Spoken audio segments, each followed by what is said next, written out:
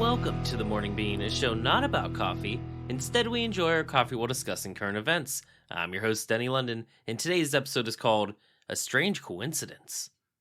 Before we jump into the downfall of society and possibly the next pandemic, please consider giving the show a follow and a 5-star review. It really helps with those crazy robot algorithms. Algorithms.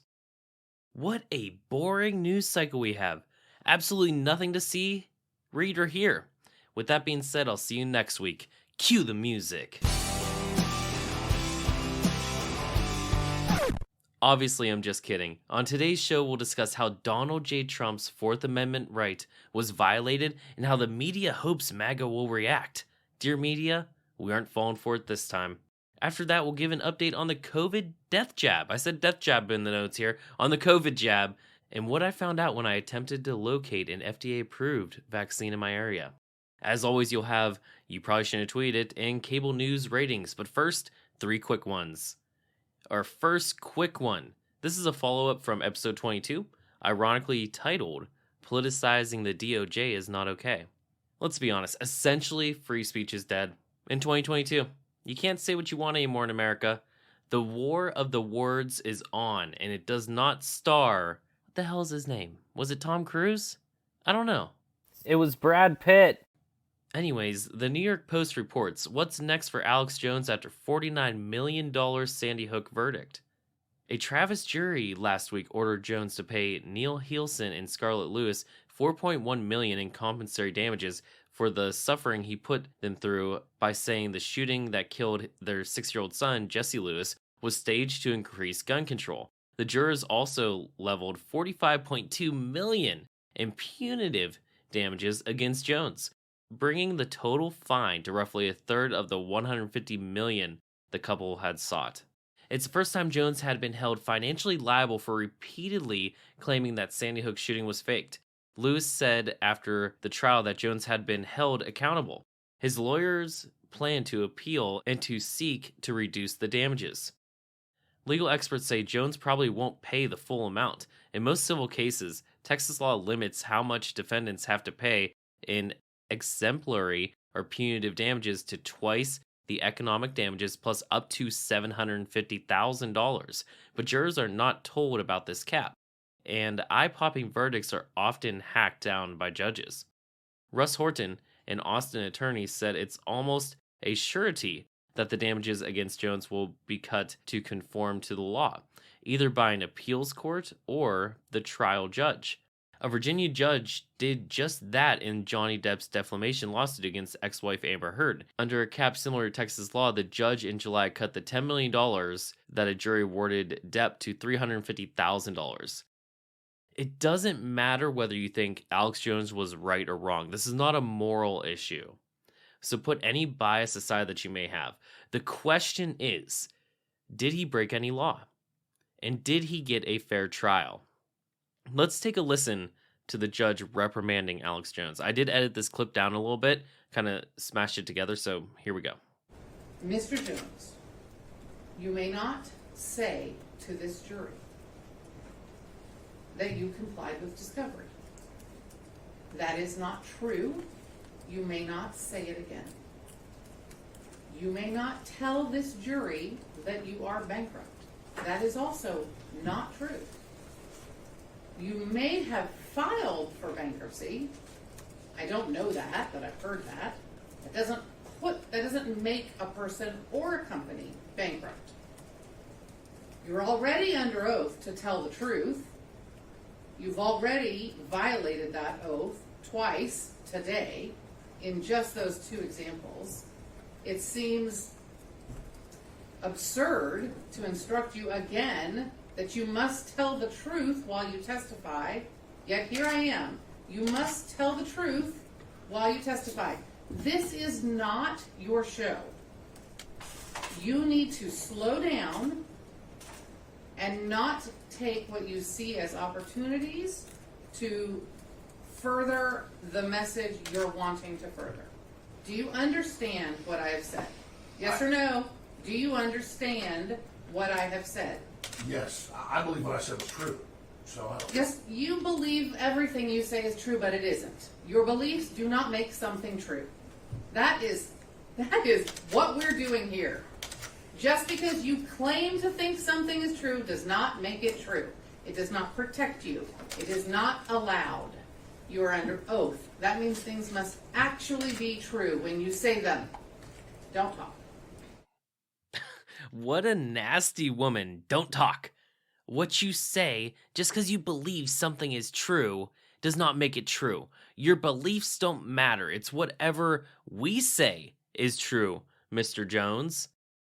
I'm going to go with a no. He did not get a fair trial. This lady, this judge, bitch, first and foremost. And secondly, she was not a fan of Alex Jones from the start. This should have went to a different judge, somebody who would have been more bipartisan towards the situation. Our second quick one, the Fair and Balanced Atlantic reports America's new monkeypox strategy rests on a single study. Will splitting monkeypox vaccines in 5 work out? Once again, the United States is messing up its approach to vaccines. 3 months into better not question the science or the vaccines. 3 months into its monkeypox outbreak, just 620,000 doses of the 2-injection Jynneos shot, the nation's current best immune defense against the virus, have shipped to the states. Not nearly enough to immunize the 1.6 million to 1.7 million Americans that the CDC considers at high risk. It doesn't mention what determines them being at high risk, but the article continues. The next deliveries from the manufacturer aren't slated until September at the earliest. For now, we're stuck with the stocks we've got. Which is why the feds have turned to inoculation plan B, splitting Jynneos doses into 5 and poking them into the skin rather than the layer of fat beneath it. The FDA issued an emergency use authorization for the strategy yesterday afternoon. Right here, right now, from the Morning Bean podcast studio, aka our spare bedroom and my office, offer another strategy. Stop attending promiscuous sex parties, and you probably won't get monkeypox. Know who your partner is. There is no love in promiscuity. Our final quick one. I got 2 words for you. Dark Brandon. You heard that right, folks. Dark Brandon has been on a terror lately. Who and what is Dark Brandon? Well, this phenom has been spreading across the nation faster than a wildfire in California, spreading faster than a white supremacist rally at the Capitol in January, spreading faster than news about a Don't Say Gay bill in Florida. Who better than The Hill to explain? What is the Dark Brandon meme that has taken the White House by storm? The phrase "Let's go Brandon" started off as a dig at President Biden that spread quickly online and became a political slogan adopted by the president's critics on the right, including former President Trump. Well, people were also chanting it at every sporting event across the country. The phrase became popular among Trump's base after a TV commentator mistakenly interpreted the crowd's background chanting of F. Joe Biden as "Let's go Brandon," because those sound the same on paper, in support of NASCAR driver Brandon Bowen. But recently, the use of the phrase has shown signs of shifting. The White House has attempted to reclaim the "Let's go Brandon" catchphrase in the wake of recent wins by the Biden administration via a new Dark Brandon meme that has flooded the internet. Uncomplimentary, Dark Brandon memes first started to make the rounds online shortly after Biden was elected president, according to Politico. But anytime I see according to Politico, I'm sorry, I can't help but chuckle. But on Sunday, new imagery started to gain popularity on Twitter. One that was complimentary. Some shared images of Biden as Dark Brandon, ominous, darkly lit, Terminator-esque images of the commander-in-chief with bright red eyes. Dark Brandon is crushing it, tweeted Deputy White House Press Secretary Andrew Bates, who shared a photo of Biden with laser red eyes that said, "Your malarkey has been going on for long enough, kiddo." This might be the stupidest, the dumbest political campaign attempt I've ever seen. They're trying to go for like the flipperoo, but it's not going to work. And keep in mind, this is coming from the strategist at the highest office, the leader of the free world, President Joseph "Are you done being a tyrant yet" Biden. Keep an eye open, and you may see a Dark Brandon meme pop up on your feed too. Now, on to our first story, and I'd like to preface this one by once again reading you an amendment from the Constitution. The fourth one, verbatim. The right of the people to be secure in their persons, houses, papers, and effects against unreasonable searches and seizures shall not be violated, and no warrant shall issue but upon probable cause, supported by oath of affirmation, and particularly describing the place to be searched and the persons or things to be seized. Keep that in mind as we discuss what happened this week. As everybody on the planet knows by now, on Monday, the FBI raided former President Donald Trump's home in Mar-a-Lago. The optics on this one aren't good. This was the first time in our nation's history that a sitting president raided his predecessor. Biden, the DOJ, nor the FBI have released an official statement on the matter as of Wednesday night. And don't worry, I'm not going to harp on talking points such as Hillary's emails or the fact that Barack Obama's presidential materials are currently being housed in a temporary facility in Hoffman Estates, Illinois. I'm sure that has nothing to do with the Obama Foundation profiting off a future museum. According to the FBI and the DOJ, the Obamas and Clintons are clean as a whistle. I think that's what the saying is. Whistles don't actually seem clean when you really think about it, though. You blow into them and then hang them around your neck or put them in your pocket even. Seems unsanitary, like the Obamas and Clintons. Folks, come back. We're going to start at the beginning. This all started way back in January 2021 when Trump's team was working with the National Archives and Records Administration to determine what he could and could not keep. Imagine all the gifts and letters a president receives. It has to be overwhelming. And I'm assuming this correspondence is actually a common practice with any presidential transition. The first thing that deserves the spotlight is a letter between Democrat Carolyn Maloney, whose signature you may find on the Declaration of Independence, because she's that old, and David S. Ferrario, archivist of the United States. The full letter can be found on archives.gov. Dear Madam Chairwoman, I write in response to your letter of February 9, 2022, in which you asked a number of questions relating to the 15 boxes of presidential records that NARA recently received from former President Trump's Mar-a-Lago residence. Please see our responses to each of your questions. Question 1. Did NARA ask the representatives of former President Trump about missing records prior to the 15 boxes being identified? If so, what information was provided in response? Answer. NARA had ongoing communications with representatives of former President Trump throughout 2021, which resulted in the transfer of 15 boxes to NARA in January 2022. There's actually 8 questions in this memo, and I'll go ahead and link that in the description. In fact, from now on, I don't know why I haven't done this up until now, all articles will be linked in the description. Let's continue to question 5. Is NARA aware of any additional presidential records from the Trump administration that may be missing or not yet in NARA's possession? Answer. NARA has identified certain social media records that were not captured and preserved by the Trump administration. NARA has also learned that some White House staff conducted business using non-official electronic messaging accounts. As required by Section 2209 of the PRA, NARA has already obtained or is in the process of obtaining some of these records. It's funny how they mention certain social media records not being captured when the sitting president was canceled and deplatformed on January 6th. Or at least I'm old enough to remember that. Also, the staff using non-official electronic messaging accounts could have been them just gossiping at work. I mean, you do it, I do it, we all do it. According to Newsweek, the raid at Mar-a-Lago was largely based on information from an FBI confidential human source. A human source, one who was able to identify what classified documents former President Trump was still hiding and even the location of those documents. 2 senior government officials told Newsweek. The officials who have direct knowledge of the FBI's deliberations and were granted anonymity in order to discuss sensitive matters said the raid of Donald Trump's Florida residence was deliberately timed to occur when the former president was away. Sure was deliberately timed. We'll get into that in a moment. I love how everything in the media is anonymous nowadays, or according to sources. It doesn't really give us confidence that real journalism is happening anymore, or more importantly, that the truth is being told. So basically, in a nutshell, they believe Trump had classified documents. That's what the raid was all about.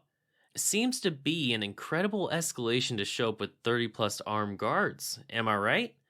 Something else that came to mind that I haven't seen anyone ask yet is, how does our federal government, whose annual budget is trillions and trillions of dollars, not know if documents were taken? You'd think there would be a fantastic record keeping system. They should know precisely what is missing from their archives, especially considering NARA's budget is around 450 million a year. I could personally, from the Morning Bean podcast studio, handle and track these records for a fraction of the cost. I'll do it for 400 million a year. Save the government all that money, they could send it over to Ukraine. The Daily Wire reports another strange coincidence that came to light. Trump says DOJ, FBI asked him to put lock on door leading to documents in early June. Former President Trump on Wednesday claimed that the Department of Justice and the FBI had asked his legal team in early June to put an extra lock on the door to the room where boxes of documents reportedly marked as classified were stored. Trump contended in a statement on Truth Social that feds saw the boxes at his home at Mar-a-Lago in Florida 2 months before Monday's dramatic raid. If true, the claim could call into question why the government agents would need to use such heavy-handed tactics, 30 plus armed people, to seize documents they knew about. Great point, Daily Wire. They were shown the secured area and the boxes themselves, Trump wrote. Then on Monday, without notification or warning, an army of agents broke into Mar-a-Lago, went to the same storage area, and ripped open the lock that they had asked to be installed. A surprise attack, politics, and all while our country is going to hell. Trump was at his Manhattan home in Trump Tower at the time of the raid. FBI agents reportedly examined all offices and his safe at his Mar-a-Lago private residence before removing the boxes and taking them to their local South Florida FBI field office. According to Trump's son Eric, FBI agents who raided his father's home broke into his safe only to find it empty. The younger Trump told Fox News Channel's Brian Kilmeade that 30 members of the FBI were involved and that it was to find documents that should have gone to the National Archives. It was not known if they had retrieved the documents, but whatever they sought was not in the safe, according to the 45th president's son. They also searched Melania Trump's wardrobe, which is a bit inappropriate if you ask me. Damn groomers. Real talk though, did the DOJ and FBI pull a fast one on the Donald? Did they just beat him in a game of 4D chess? It sounds like possible entrapment to me. If these boxes were so important and part of the National Archives, then why didn't they just take them back in June? Ladies and gentlemen, this was all intentional. The point of this raid was to find some kind of evidence or a piece of paper or even a napkin with lipstick on it to disqualify Trump. That's why they locked the documents up and threw away the key back in June, waiting until the perfect moment, right when the January 6 hearings ended, to pounce. This kind of activity is common practice in communist and fascist countries such as Cuba, Russia, and North Korea. For example, The Guardian reported back in March that Putin's opposition, Alexei Navalny, was sentenced to 9 more years in prison after fraud conviction. The jailed Kremlin critic Alexei Navalny has been sentenced to 9 years in a maximum security penal colony after being found guilty of large-scale fraud and contempt by a Russian court. Navalny, Vladimir Putin's most prominent critic, is already serving a 2.5-year sentence at a prison camp east of Moscow for parole violations related to charges he said were fabricated to thwart his political ambitions. Fabricated like leaving documents locked up until you could conveniently raid and take them back? Sounds pretty similar if you ask me. Imagine for a second we live in a world where Trump had done this very same thing to Obama, who, as we mentioned earlier, has a shitload of documents in Illinois. There'd be chaos in the streets. And chaos in the streets is exactly what they want Trump supporters to do. They'd love a January 6th 2.0. Take a listen to these headlines.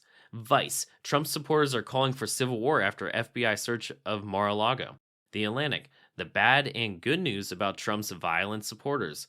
The Washington Post, aka WAPO, simmering threat of violence comes to fore with search of Trump property. Comes to fore, that's a stupid way to word it. And let's give one more example. Business Insider, Trump supporters want a civil war after FBI raid of Mar-a-Lago.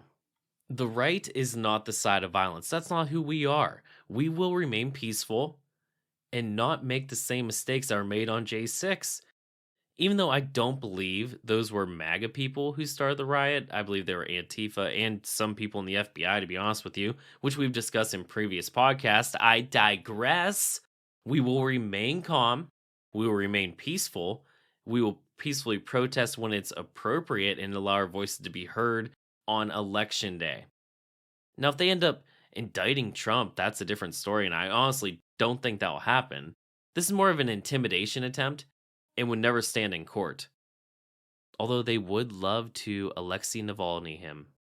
Now on to our second story. It's going to be a little bit quicker. It's just pretty much an observation that I made the other day. And I guess you could say we are technically 2 years into this pandemic and people are starting to return to the office, which seems like a natural step and a good thing to get things back to normal. Especially considering there is now an FDA-approved COVID vaccine that is safe and effective. If you Google FDA-approved vaccine, you'll read this. The FDA announced approved Comirnaty for active immunization to prevent COVID-19, which is correct. However, lots of articles and even commercials state that the Pfizer vaccine is FDA approved. Lots of places even say that Comirnaty is just the new name for Pfizer.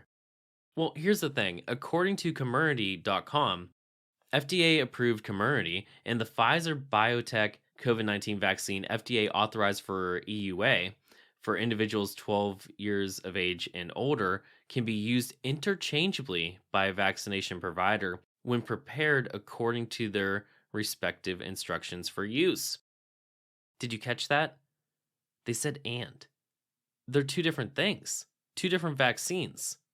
My next stop was vaccines.gov, set up and coded by our resident-in-chief Joseph R. Done being a tyrant yet Biden. I need to get this good FDA-approved juice in my body. Using my zip code and clicking the box Comirnaty, I then click search. The results? 0 results near me. Does this vaccine actually exist? After doing this and calling Rite Aid's COVID vaccine department, which is all outsourced overseas, I don't believe so. My fear is that people will fall for this fake news, inject the experimental Pfizer vaccine, get injured, and lose everything, their whole livelihood.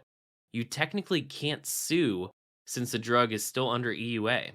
And you can't sue a doctor because doctors aren't allowed to provide this shot. The only way you can get it is if you go to one of these pharmacies. This fact was the biggest red flag in my book, and that's why I'm still a pureblood.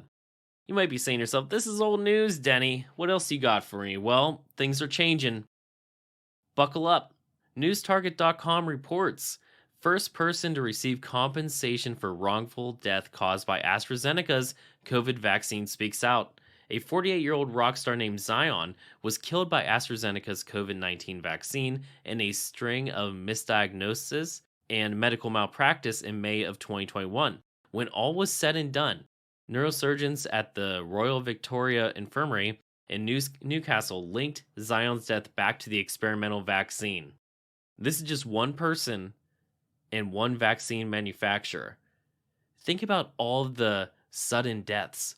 SAD, sudden adult death syndrome, we've seen in the news and on social media lately.